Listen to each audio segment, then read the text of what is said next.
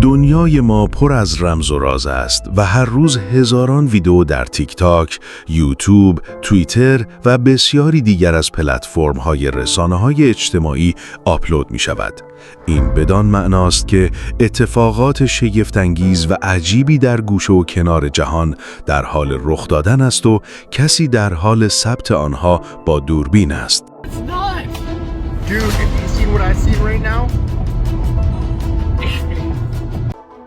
غول‌ها. آیا آنها واقعاً وجود داشتند؟ وقتی به آن فکر می‌کنیم، هنوز چیزهای زیادی وجود دارد که ما درباره دنیای خود نمی‌دانیم. سوالات زیادی دارم و شما هم حتماً درباره چیزهایی دارید که گاهی اوقات از خود می‌پرسیم آیا آنها در مقطعی از زمان وجود داشتند، مانند غول‌ها. در ابتدا سوال کردن درباره وجود غول‌ها ممکن است عجیب به نظر برسد، اما اینطور نیست. در سال 2004 دیرینه‌شناسان در چین دندانهای فسیلی غول پیکری را در غار باریان در بیجی خانی کشف کردند. در سال 1991 در طول کاوش در یک گورستان در روم، باستانشناسان آنچه را که گمان می‌رود اسکلت کامل یک موجود انسان نمای غول پیکر است پیدا کردند و این لیست ادامه دارد. نکته این است که آیا غول‌ها وجود داشتند یا خیر هنوز هم مورد بحث بسیاری از افراد است. برخی معتقدند که وجود داشتند و برخی دیگر معتقدند که این فقط یک افسانه است. چند هفته پیش اندرو داوسون ویدیویی را در تیک تاک آپلود کرد که در آن یک انسان نمای غول پیکر در حال راه رفتن بر روی کوه کانو در ویلمانس، بریتیش کلمبیا دیده می شود. این همان چیزی است که او با دوربین خود ثبت کرده است. What is it? It's a person, dude. No, seriously, pull over, pull over. No. It's a person standing there. No, it's not. Dude, if you've seen what I've seen right now. این ویدیو به دلیل اینکه دوست اندی نمیخواست او را فیلم برداری کند، کمی لرزان است.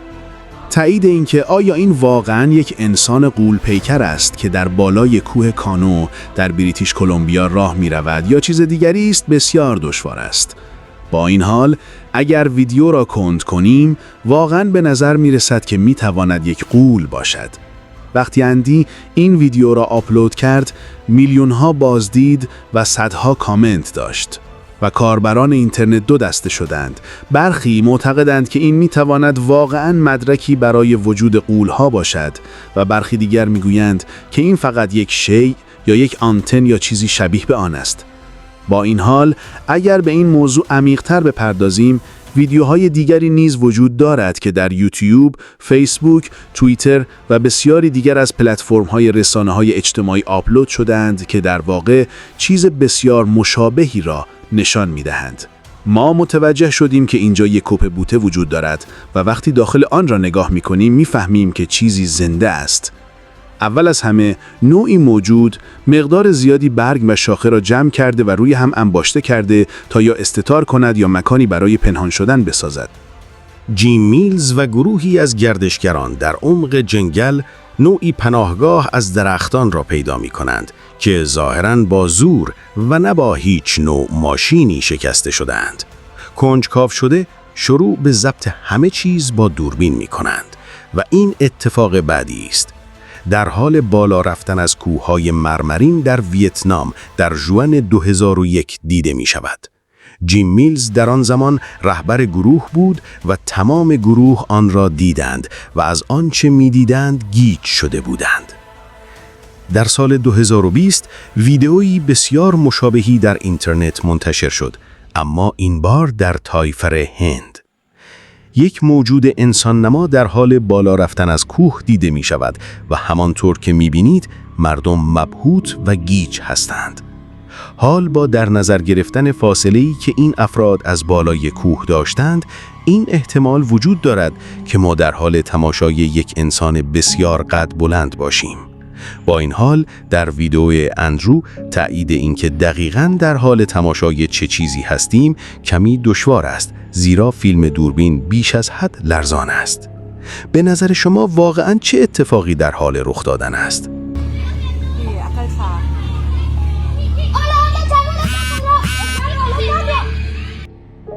موجودات افسانه‌ای. آیا اسکینواکرها واقعی هستند؟ در مقطعی از زندگیتان احتمالاً درباره اسکینواکرها و سنت ناواهو شنیده اید.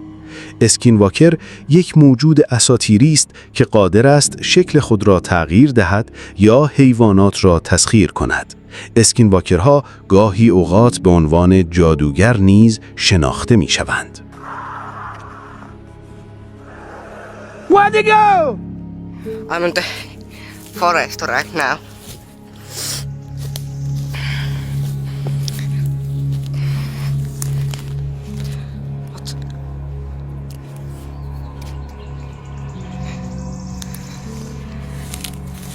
What the f was that?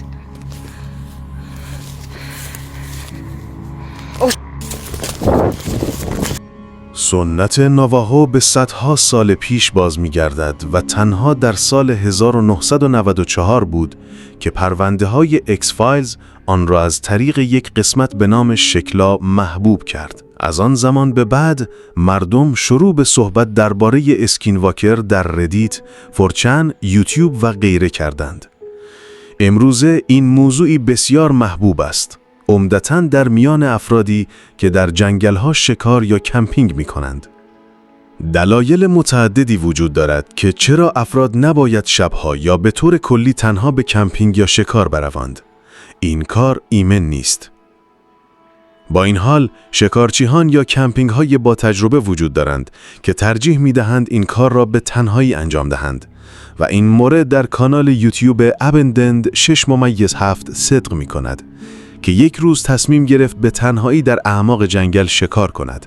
او اکنون به ویرجینیای غربی می رود و این اتفاقی است که افتاد. Band 6.7 on today. Coming out here to check my camp. I ain't been here since the last video was a day and a half ago. Something rubbing through here, as you can see. All that rope was in that little pile. And now it's over there. Something's been in here.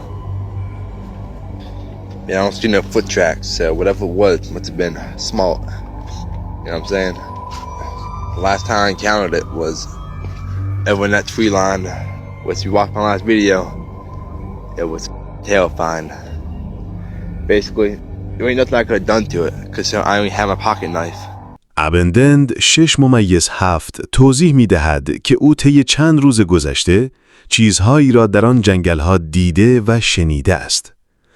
این زمانی است که او ظاهراً دوباره چیزی را میشنود، اما این بار قادر است آن را با دوربین خود ضبط کند. The fuck? You see that shit?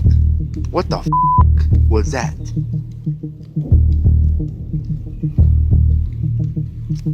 What the fuck? یک موجود عجیب و رنگ پریده را می تواندید که با سرعت بسیار زیاد در پشت خطوط درختان بسیار نزدیک به ابندند 6.7 می دود. گویی این چیز هرچه که باشد تمام مدت او را تماشا می کرده است.